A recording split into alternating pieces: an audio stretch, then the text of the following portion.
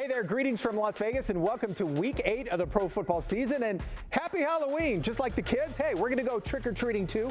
Find out what kind of treats and tricks are in here. Why is there tape in here? Beat the Odds starts right now. From our Las Vegas studios, this is Beat the Odds, sponsored by Superbook Westgate Las Vegas.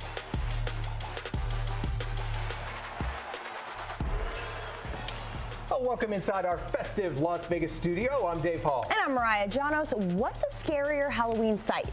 A zombie or Jack dressed up as a French maid? He better, we'll find out in a couple of minutes. He better not have. Yeah, we'll also find out what's in the bucket. Besides the tape? Besides the tape, some tricks, some treats, and some betting surprises. All right, well, coming up, Teddy and hopefully a fully clothed Jack. We'll talk about some scary teams to bet on right now, or maybe not bet on. Plus, the boys looking to stay scorching hot with their best bets. And what's spookier than being on the trade block as the trade deadline approaches? I'm looking at players teams should be trick-or-treating for. Plus, Brandon Marshall is back to talk about defenses around the league. I'll be back. Dave, over to you. All right, Mariah, thank you. Well, thank goodness it's not the French maid. What are you going with here, Jack? I have all my clothes on. No, I'm adult film star Richard Pounds. All right, well, welcome to the show. Thanks for having me. Mr. Richard. Teddy as well, welcome to the show. Thank you. I'm just the guy that won last week. Your tape's not working too well. No, Jack. your tape's not working too well. I'll tell you what else is not working too well are some of the teams out there that we thought were going to be pretty good. Well, let me dip into the bucket right here. First of all, the tape. This is obviously for you.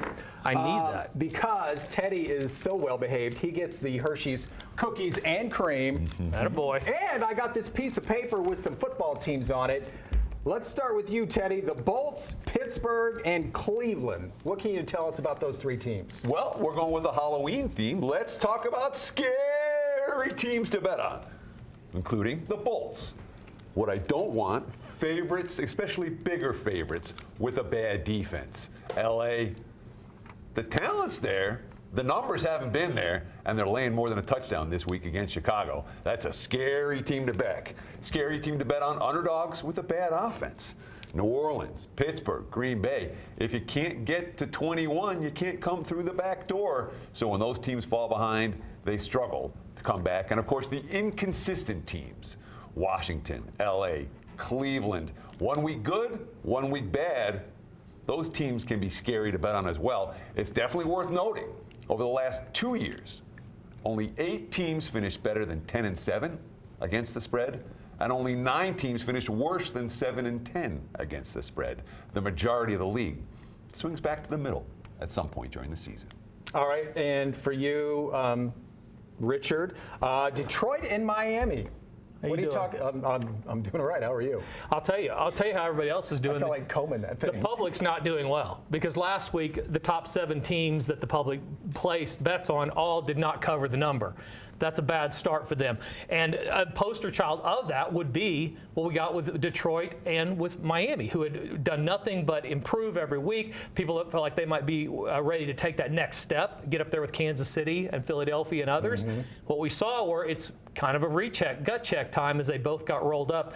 Detroit, not good against Baltimore. Miami, by the way, this is not real. All right, Baltimore. You can't tell at all. And Miami loses to Philadelphia really bad. So you got both those teams that we thought might be taking that next step. Now they are going to have to reconsider where they are, as is the general public, where they're putting their money. Does that mustache give you more prognosticating powers? You know, it allows me to move it around. Honestly, I mean, I can do this. I look at this. Oh, wow. Boom. Now you got a goatee. Now you look like Abe Lincoln. Now We went from Andy Reid to the anti-Andy Reid. I'm ahead of a biker gang right now. Wow. How you doing? What's the name of that gang? It's not pretty, all right? You're tough initiation. So, yeah, Halloween's over here because we're ready to make some money as we get into segment 2 and 3. And but the general public having to take a redo on what they've been putting their money on because the last couple of Sundays, not good for the general public plays. I'm afraid this thing's going to crawl off. I want my money back, by the way. Thank you, gentlemen. We'll check back in a minute. By the way, when it comes to people watching on Halloween, no better place than a Vegas casino. You see some things. Mariah is at the Superbook Westgate Las Vegas with more. Thanks, Dave. I'm here with EVP of Superbook Operations, Mr. Jay Cornegay. We're already on to week 8. Wild, but let's go back to week 7. How'd you guys do here at the book? We did fantastic. If you haven't noticed, a lot of upsets over the last couple of weeks, and that usually treats the operators in a positive way, and we were no different. Whenever we have those type of upsets, teams that are not expected to lose, but they end up on the short end, the books normally do very well, and that's what happened to us. Speaking of upsets, San Francisco dropping 2 in a row. How does that impact the power rankings? Yeah, it was really surprising to see that team because they were the top-ranked team in the league, and after 2 losses, they dropped down to the 3rd spot behind Kansas City and Philadelphia, but they're very talented. We expect them to be there at the end. We know that they have a couple of quarterback health issues, but they're not long-term, so we expect them to be right there contending at the end of the season. Now, the trade deadline is quickly approaching. How do those moves impact odds? The trade deadline is something that we definitely keep an eye on. There are only a couple players that really would have an impact on the odds. Usually they're all pro receivers or running backs and, of course, quarterbacks. But most of the time, they're small adjustments, very minor, unless it's an all-pro player switching teams. All right, Jay, thank you so much. Dave, we'll send it back to you in studio. Thank you, Mariah. Up next, Jack and Teddy are going to flex a little bit. Not their biceps, obviously, but their brains. They have a betting trend that's going to blow your mind. Plus, Brandon Marshall tells us what happened to that vaunted Cleveland defense. Before we take our first time out, with an upset over Buffalo in Week 7, New England head coach Bill Belichick recorded his 300th career victory, putting him in elite company among the all-time greats. Who are the other 2 head coaches with at least 300 career wins? The answer after the break. Beat the Odds is sponsored by Superbook Westgate Las Vegas.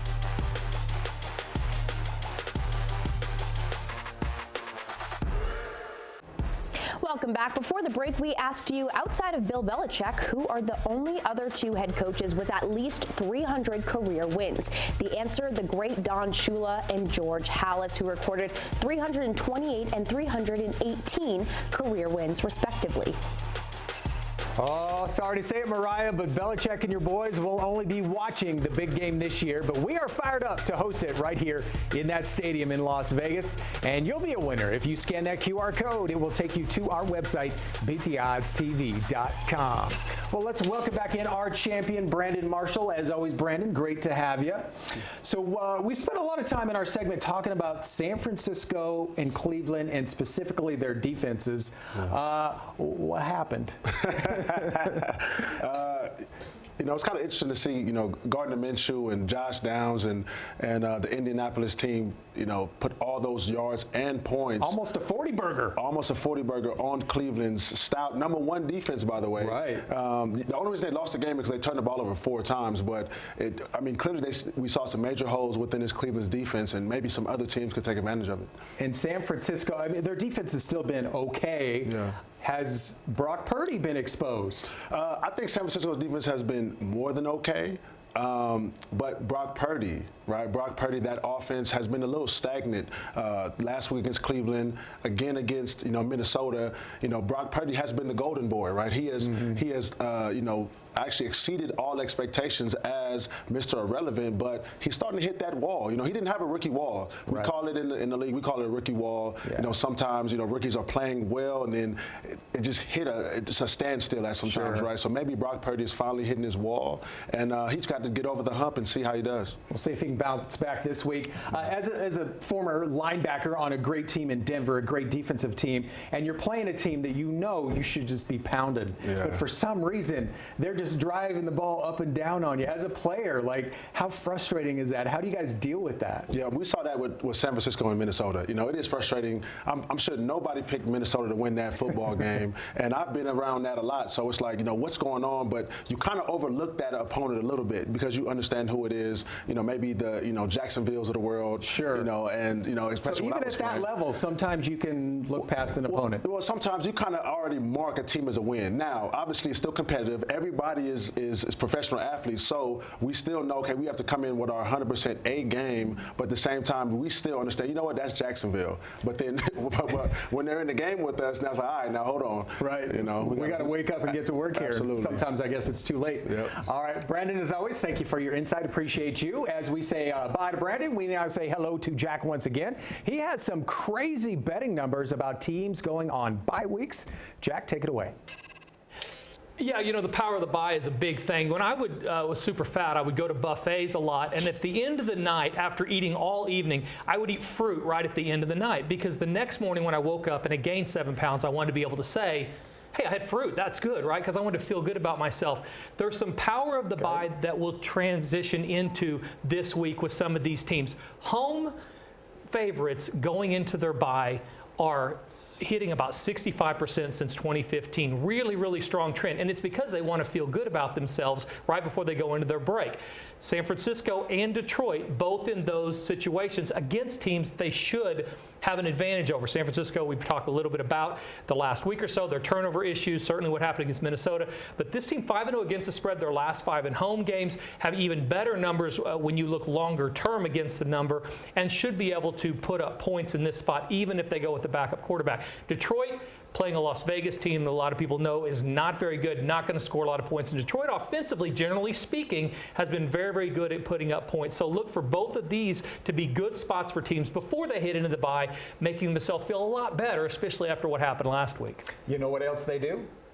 They eat fruit at halftime. Right. You get orange wedges. It works for you. Start in the second grade, give them some orange wedges and a juice box, and get back out there. Let's cover some numbers. All right, Teddy, I know you have some great information as well. Sure. Jack's talking about teams before the bye. I'm going to talk about teams after the bye. And we always think, oh, they're rested, they're ready, they're healthy, they're focused.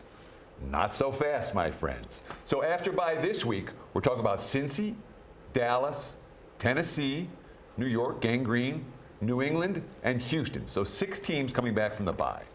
Home teams, doesn't matter if they're favorites or underdogs. They're both negative subsets. Home teams off a bye.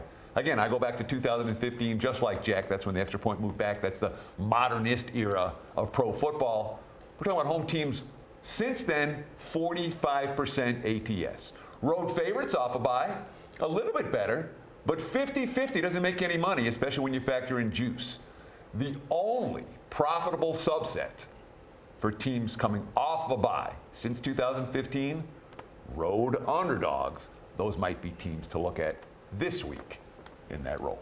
Which would be a Cincinnati, right? They're playing San Francisco. It looks like Brock Purdy's going to be out this week, so perhaps that's an opportunity. It's not an opportunity. I just said San Francisco's going to cover. They're going into the bye. We've got some numbers that go both ways. But, of course. But it's all about finding, the general public wants to find common sense reasons why things happen, and that creates value against that a lot of times. Teddy's right. The general public would think coming off a bye, they've had extra time. In college, there's a little bit of that at play. Not in pro football. It's an overvalued situation where you're going to find value playing against it. And when you talk about these type of teams, you know, that had that extra time and in theory are supposed to be rested, ready, and focused, well, the markets adjust for that, hence the lack. We like to forget that the line setters also have TV sets. They're aware that they were off last week. They know they watch the games too. All right, so these two are going to go off and get some orange slices. And then up next, they're about to throw down. It's our player prop battle this week. They're going to battle over someone who's really not getting much attention this year, like hardly any at all. I believe his name is Kelsey, Travis Kelsey. Taylor Swift's boyfriend. Oh. That's what we call him now. Before we head to break, with 179 yards in Week 7, Kansas City tight end Travis Kelsey recorded his 5th career game with at least 150 receiving yards. Who is the only tight end with more such games? The answer after the break. You're watching Beat the Odds, sponsored by Superbook Westgate, Las Vegas.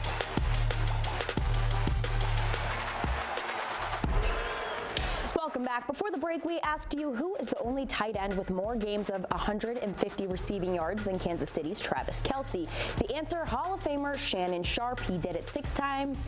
Kelsey did it 5 times. All right, the trade deadline is quickly approaching, and depending on which team you play for, getting the call that you're being traded could could be pretty spooky. So I'm going through some of the top targets teams should be trick-or-treating for this season. First up, Buffalo. This team is on a mission to finally make it to the big game. But with how they've been playing lately, they've got to mix things up a bit. Josh Allen needs more help, with Stephon Diggs being the only reliable target, really. So I think it's time Buffalo makes a call to Tennessee to see if they can pick up DeAndre Hopkins. He's no longer a wide receiver 1, which would give Sean McDermott's offense another weapon on the outside. His contract is also an easy one to add since the receiver is owed just $1.25 million for the remainder of the season. Next, I'm looking at Detroit. The loss to Baltimore exposed the weaknesses of this team that had been hidden up until week 7. The fact that Lamar Jackson had 10 seconds to get the ball out for a perfect touchdown pass in that game tells me one thing: more explosiveness off the edge. Yes, they have number 1 draft pick Aiden Hutchinson, but he's just one guy. They need to supplement that defensive line. Detroit has the 6th lowest pass rush win rate at just 35%. So I'm looking at Carolina's Brian Burns. Despite being double-teamed on 23% of his pass rushing attempts, he's still delivering one of the highest pass rush win rates in football at 27%. Plus, he has 15 pressures and 4 sacks to show for it. Adding Burns would give Detroit a top 5 defense hands down. And finally, we're shaking things up. Derrick Henry to Tampa Bay. While Tampa isn't exactly a contender, they're only half a game back from Atlanta for the top spot in the NFC South.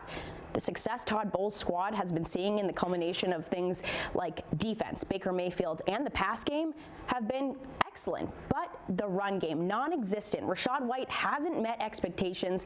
Tampa just seems like a good spot for Henry, who would open things up for Mayfield in the pass game. If I had time to go down the list of what each team should do, I would, but this is only a half-hour show. So those are 3 teams and 3 targets to keep an eye out for, but we won't know for sure until All Hallows Eve. All right, thanks, Mariah. These guys have not seen a gym since dinosaurs roamed the earth, but no matter. It's Teddy against Jack in our player prop showdown. Today, the boys will debate Travis Kelce. Jack, who is that? Taylor's boyfriend. I believe he plays for a football team in Kansas City. Makes sense, and I think that is where we should begin. I have over his receiving yards this week, and I will tell you that I think his numbers have come up. A year or so ago, you could have got his receptions per game around 4, 4.5, or 5. It's now up around 7, and I don't have any factor in what Taylor Swift is doing or not doing. I don't care what she's seeing, not seeing. I do think the anatomy of this offense, though, has led Patrick Mahomes to a place where he has to get the ball to Kelce. Kelce's one of those guys, when you show up, you say, we've got to stop him, and nobody's been able to do that. His numbers are around 7 now. He only needs to break 1 or 2 to take a line from the great Teddy Covers. I only need 1 or 2 breakaways, and I get over the 72 yards. So give me over the total with Kelce on Sunday. So let's start with this. He's played 6 games this year, and in 4 of them, he didn't get to 70 yards. So it's not like it's an every week thing. It's the last 2 weeks thing for Kansas City's very high-profile superstar. And when you're talking about a guy who's gained 303 receiving yards the last 2 weeks, what happens? The markets adjust, the public jumps on board, and we're looking at 72.5 this week, and it may well go up between now and kickoff. Look, Denver allowed a grand total of 30 yards last week to Green Bay's tight ends. Now, admittedly, Green Bay's offense somewhat limited. Somewhat. But they only give up 67 yards to Conklin the week before, and when they give up 31 to Gang Green. So I'm not convinced Kelce has a monster game here under 72.5. Not all heroes wear capes. He's taking his cape off. Swifty will probably be there. We're getting it over. All right, boys. We'll find out this weekend. The only thing hotter than Swift and Kelce is these two and their best bets. The boys are on fire. See who they like this week. That's next. Before we take our final timeout, with an interception in Week 7, Pittsburgh linebacker T.J. Watt became the 2nd player ever to record 7 interceptions and 70 sacks in their first 7 seasons. Who was the first to do it? Welcome back. Before the break, we asked you, before T.J. Watt, who was the first player to record 7 interceptions and 70 sacks in their first 7 seasons? The answer, maybe the best to ever do it, the great Lawrence Taylor. All right, looking ahead to next week, we are hitting kind of the halfway point of the season already. Ooh. That is crazy. So we're going to head out some midterm grades, see which teams are grading high and which teams got some work to do. Yep, and our boys are getting A+ for their best bets so far Bravo, this boys, season. bravo. The first A+ Jack has ever received, so let's see if they can stay hot. Yeah, I got Miss Sassy Pants over here questioning Pittsburgh last week. They did nothing but I dominate. wanted to keep you on your toes. Well, if you think it took some skill level last week, get ready to be. This is a scary player. It's Halloween week. I mean, let's get weird. Okay, let's play somebody that nobody wants to touch. How about Carolina? Right, Carolina, no wins, no covers, barely showing up, can't find their helmet, don't know what's going on. This team, we talk about the middle. You're never as bad as you appear, never as good as you appear. Only 5 teams in the history of the league have gone defeated they've lost every single game. This team's going to beat somebody. This is the anatomy of a game that they would win. They play a Houston team that doesn't score a lot of points, also makes a lot of mistakes. They get the game at home. Also, Carolina 4-1 against the spread, their last 5 against Houston. Give me Carolina on this Halloween week to not only get their first cover, but their first win of the year. So hold on to your hat. It's Halloween week. Woo! Going bold. All right, Teddy, what do you got? That's scary. Mine isn't so scary. I mean, I'm going to talk about Atlanta, a -3 against Tennessee, and we already heard Mariah talking about it. Let's trade DeAndre Hopkins. Let's trade Derrick Henry. Half of this Tennessee team is on the trading block right now. Byers already got traded to Philly. That's an issue for a team at this stage of the season. And of course, it doesn't look like they're going to have their starting quarterback. Levis is supposed to start this week, and he's not someone who I'm particularly excited about against a good Atlanta defense. Meanwhile, Desmond Ridder, yeah, he makes mistakes. But he also threw for 10 yards per pass attempt last week against a quality defense. And the fact that Atlanta had 3 red zone turnovers and still found a way to win tells me there's a buy sign on this team. There you go, Atlanta. Teddy has a man crush on Atlanta. They're making me money. Well, that's a good thing, right? We're trying to stay ahead of the curve. No doubt about it. All right, you guys, thanks as always. Happy Halloween, everyone. Have a great time. I guess it's not technically till Tuesday, but the next time we'll see you. The whole weekend is... That's true. It's like Festivus. We're going to celebrate it all week long. Exactly. Oh, boy. I don't want to see any more costumes from you, Jack. That's for sure. I'm taking it back, believe me. See you guys next week.